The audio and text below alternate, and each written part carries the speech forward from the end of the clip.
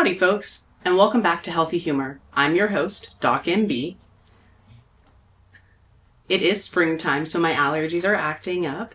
If my voice sounds a little different, that's why. You're probably also maybe noticing that our guests today look a little different than they normally do, and that is because our guests today are my two dogs, because we're going to be talking all about the influence of pets in our lives today in honor of National Pet Adoption Week. So National Pet Adoption Week is March 24th through the 30th.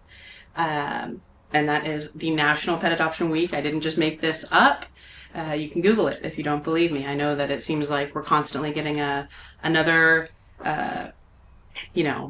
best friend day, another dog day, another, happy hour day, another cocktails day, whatever it is.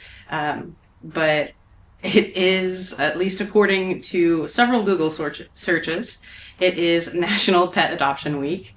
So this is Winnie Sue. She is the sweetest little girl, and we adopted her from an adoption group over in Oklahoma City. And then this is Babe Opie. He is adopted from a group here in Tulsa. Both of our fur babies were adopted. I know that there's plenty of other ways to get pets, but we definitely go the adoption route. It's aligns a little bit more with our ethical values. But to talk about pets today, there have been many studies, and I will not be naming them off the top of my head during this episode, but I will be releasing all of that information in the show notes that I will specifically be posting on our website. Not the show notes that go on for like Spotify or YouTube or anything like that. Those are always a much more clipped show notes.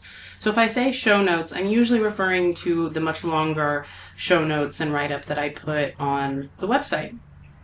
So everything that I say today will be backed by research, by articles and papers and books, and I will put all of those resources in the show notes on our website. But let's go ahead and get into it. So, Winnie and Babe help me with, it's not so much anxiety as much as it is, some days I need a reason to go get my steps in, and what better reason than to take my dogs on a walk. Some days I just need to know that something else is relying on me, and they certainly do, if you can't tell by the way they are behaving right now. I also have some dehydrated sweet potatoes in my lap, which is their favorite snack. So they're on their best behavior right now to get those. But essentially, pets help us with everything, right? Whether your style is to have a dog or a cat or a guinea pig or a snake or a lizard or whatever, pets help reduce anxiety. They help us feel like we have a little extra purpose in our lives. They help just in general with our happiness and things like that. You can get specially trained pets. I know we talk a lot in society about, therapy dogs and things like that, but you can get pretty much any sort of therapy or assistive animal that there is. And, maybe later on we'll do an episode talking about the actual process of training different types of animals and what goes into that. And because that does also relate to health, obviously, right? But when it comes to little more commonplace pets, our cats and our dogs, things like that, we know that they help us, right? People say, oh, you're lonely, get a dog, right? Oh, you are busy, but you'd like to have a pet, so you want something that's a little more independent, get a cat, right? And if you're not allergic, to pet dander, it can be great to go get a little fur baby. But if you are allergic to the dander that comes along with their fur, there are certain breeds of dogs and cats even that don't produce as much dander, and so they won't affect your allergies as much. You can even get a hairless cat. You might be able to get a hairless dog. I don't know. I haven't seen that, but you might be able to. So I really just wanted to use this episode and this platform as a way to remind everybody how amazing and helpful having a pet is, and to say, hey, if you've been thinking about going out and adopting a pet, that this is the week to do it, right? This is the week to say, you know, I'm going to go get a new best friend. I'm going to go do this for myself, but also for them. There are so many wonderful and amazing adoptable pets out there in the world. And I think that, you know, whether you believe in the research or you don't believe in the research, that's up to you. But I can tell you from my own lived experiences that dogs are pretty awesome. I used to suffer from night terrors whenever I was younger. They were mostly anxiety induced. They kind of started in late high school, and I suffered from those for several years, especially during college. It was all because of the stress, I think. But, you know, that was before these two little babies came into my life. But I was living with my parents for some of that time, and one of their dogs would wake me up in the middle of the night by standing. She would come put her paws on my chest to wake me up in the middle of the night because she could tell that I was about to have one of my night terrors, or at least that's what we think was going on. Because whenever I moved back in with my parents during that time, and she would do that, my night terrors went away.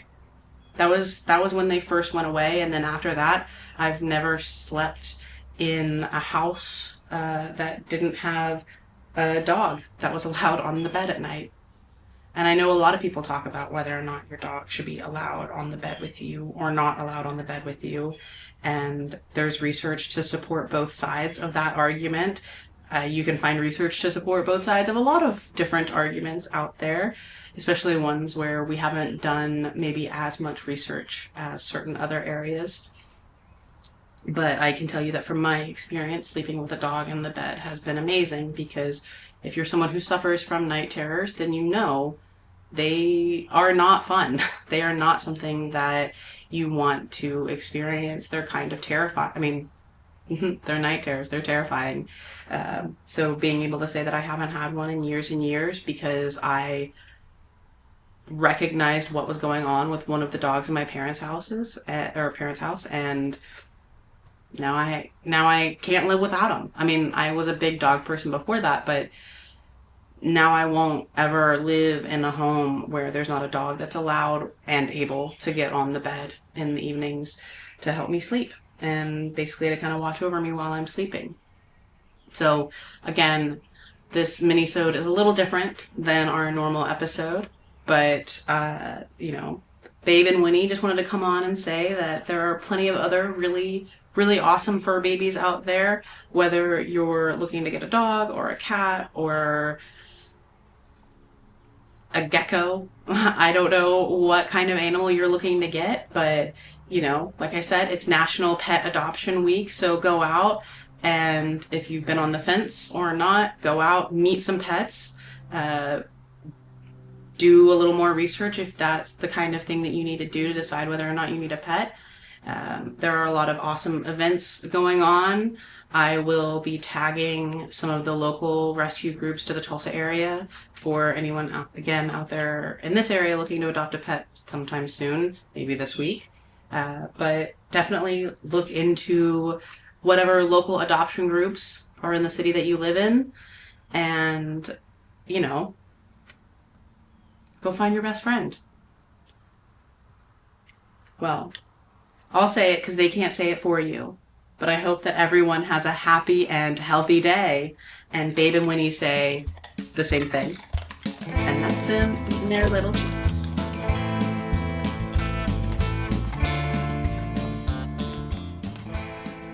Okay, let's go. These are so good. Easy one.